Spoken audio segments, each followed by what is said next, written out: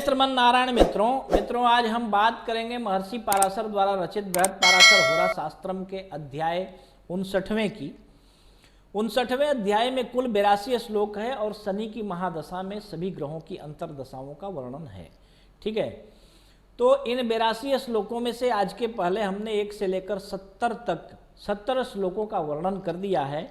इन 70 श्लोकों में शनि की दशा में शनि, बुध, केतु, शुक्र, सूर्य, चंद्रमा, मंगल एवं राहु की अंतरदशा सम्मिलित है।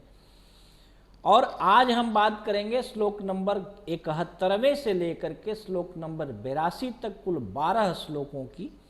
इन 12 श्लोकों में शनि की दशा में गुरु की अंतरदशा का विस्तृत वर्णन महर्षि पाराशर द्वारा किया गया है।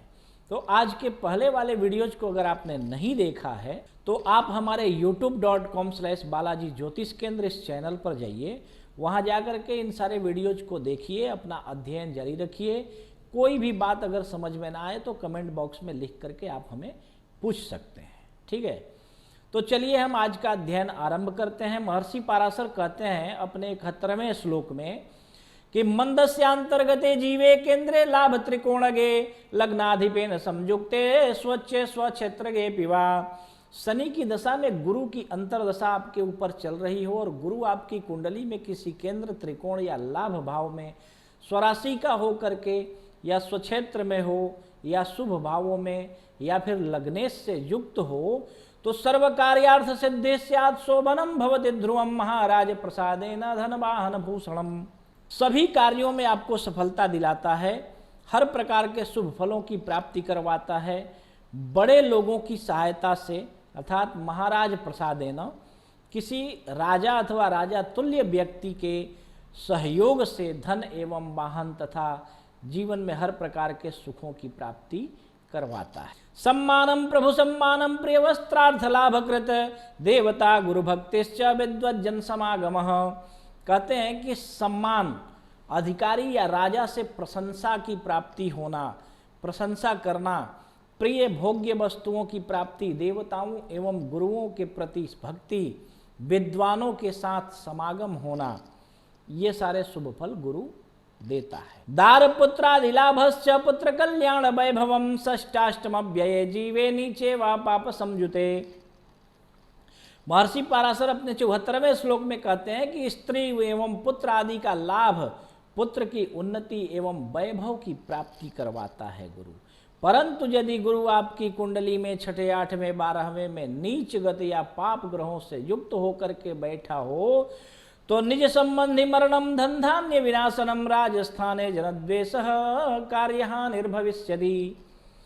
कहते हैं अपने किसी निजी व्यक्ति की मृत्यु, धन धान्य आदि का विनाश, सरकारी स्थानों पर लोगों से विरोध होना, ये सब करवाता है। विदेश गमनम चैव कुष्ठ रोगादि संभव दायेसात् केंद्र कोणे वा धने वा लाभगे पिवा।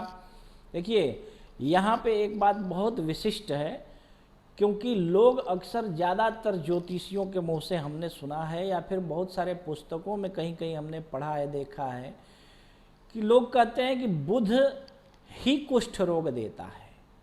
परंतु यहाँ महर्षि पाराशर कहते हैं कि विदेश गमनम चैव कुष्ठ रोगादि संभवः। ऐसे गुरु जो कि आपकी कुंडली में 6ठे, 8वें, 12वें में नीचगत हो या फिर पाप ग्रहों से युक्त हो तो ऐसा गुरु भी कुष्ठ रोग देता है। ठीक है, तो विदेश गमन करवाना, कार्य की हानि करवाना, त्वचा रोग देना, ये सब ऐसे गुरु की अशुभ दशा में प्राप्त होता है।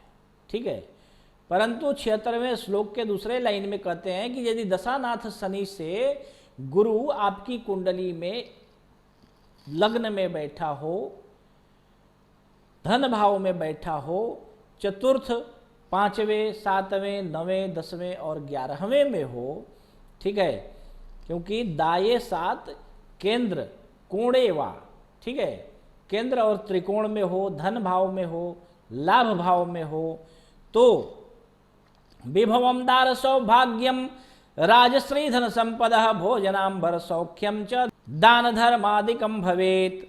वैभव की प्राप्ति, स्त्री का सुख, राज्य लक्ष्मी, या राज सम्मान की प्राप्ति होना, भोजन वस्त्र आदि का पूर्ण सुख एवं दया तथा धार्मिक बुद्धि जातक की हो जाती है।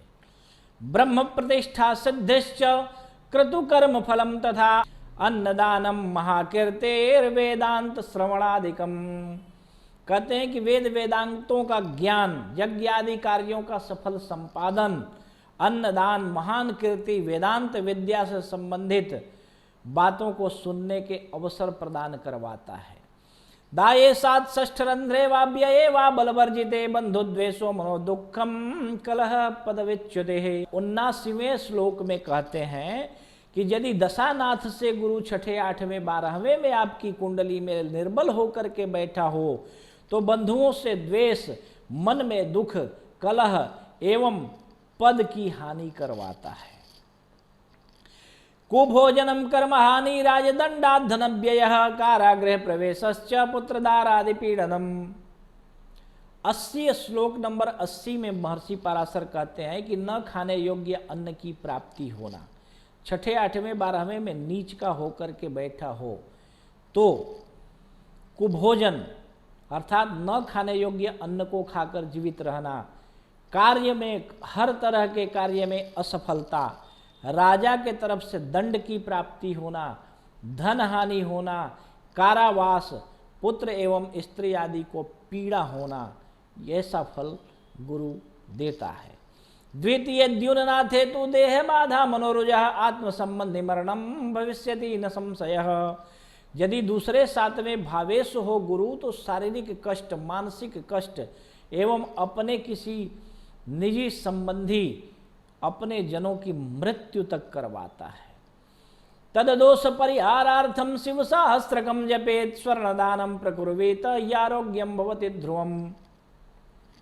महर्षि पराशर कहते हैं कि ऐसा दोष अगर शनि की महादशा में गुरु अशुभ हो और अशुभ फल दे रहा हो तो आपको शिव सहस्त्र नाम का जप करना चाहिए, महामृत्युंजय मंत्र का जप करना चाहिए, रुद्राभिषेक करवाना चाहिए और सोने का दान, स्वर्ण दानम, ठीक है, सोने का दान आप कर सकते हैं। ऐसा करने से आपको आरोग्य की प्राप्ति होती है। ठीक है, तो गुरु की दशा अगर आपके ऊपर चल रही हो और आपको अशुभ फल मिल रहा हो दुर्भाग्यवश, तो आप प्रतिदिन भगवान शिव के मंदिर में जाएं, शिवलिंग के ऊपर शहद का लेप करें, ओम नमः शिवाय, ओम नमः शिवाय इस मंत्र का जप करते हुए इस उपाय को कीजिए। निश्चित रूप से आपके सारे कष्टों की निवृत्ति हो जाएगी। उससे भी ज़्यादा कष्ट मिल रहा हो तो किसी श्रेष्ठ वैदिक विद्वान ब्राह्मण से रुद्राभिषेक करवाइए, आपके कष्ट दूर हो जाएंगे। ठीक है, गुरु का रत्न धारण करने के लिए 1, 2, 4, 7, 5, 9, 10 और 11वें घर में अगर गुरु किसी शुभ ग्रह की दृष्टि से संपन्न हो करके स्वराशि में या उच्चगत हो करके बैठा हो तो आप गुरु का रत्न पुखराज, शुद्ध ओरिजिनल पुखराज 500 रुपया पर कैरेट आता है साहब। आप कभी भी ओरिजिनल रत्न ही धारण कीजिए, कभी भी उपरत्न मत धारण कीजिए। हाँ, कुछ ऐसे ग्रह हैं जिनके लिए उपरत्न धारण करना भी फायदेमंद होता है, परंतु ज़्यादातर स्थितियों में आप कभी भी ओरिजिनल रत्न ही धारण कीजिए। देखिए, ग्रहों के रत्न जो होते हैं ना, अगर उनके पैसे आपको वेस्टेज लग रहे हैं तो आप रत्न धारण मत कीजिए। ठीक है, जो चल रहा है नसीब समझ के उसको स्वीकार करते रहिए। बहुत सारे लोग हैं, तो ऐसा आप न करें। आपके पास ईश्वर की कृपा से धन धान्य संपन्न हैं तो आपको धर्म करना चाहिए। ठीक है, और कभी भी रत्न धारण कीजिए तो ओरिजिनल रत्न ही धारण कीजिए। रत्नों में बहुत चमत्कार होता है। अगर सही व्यक्ति आपको मिल जाए, सही रत्न मिल जाए, सही तरह से उसका जप प्राण प्रतिष्ठा कर दिया जाए तो आपकी ज़िंदगी बदल सकती है। ठीक है, तो आप हमारे youtube.com/बालाजी ज्योतिष केंद्र इस चैनल पर जाइए और वहाँ जा कर के हमारे सारे वीडियोज को देखिए, लाइक एवं शेयर अपने मित्रों, प्रियजनों, सुहृदजनों एवं रिश्तेदारों में शेयर कीजिए। आने वाले समय में हम बुध की महादशा में सारे ग्रहों की, बुध की महादशा में समस्त ग्रहों की अंतर्दशाओं का विस्तृत वर्णन करेंगे। महर्षि पाराशर द्वारा वर्णित अध्याय 60वें का हम अध्ययन करेंगे। ठीक है, तो आपने हमारे वीडियो को देखा, इसके लिए धन्यवाद। जय श्रीमन्नारायण।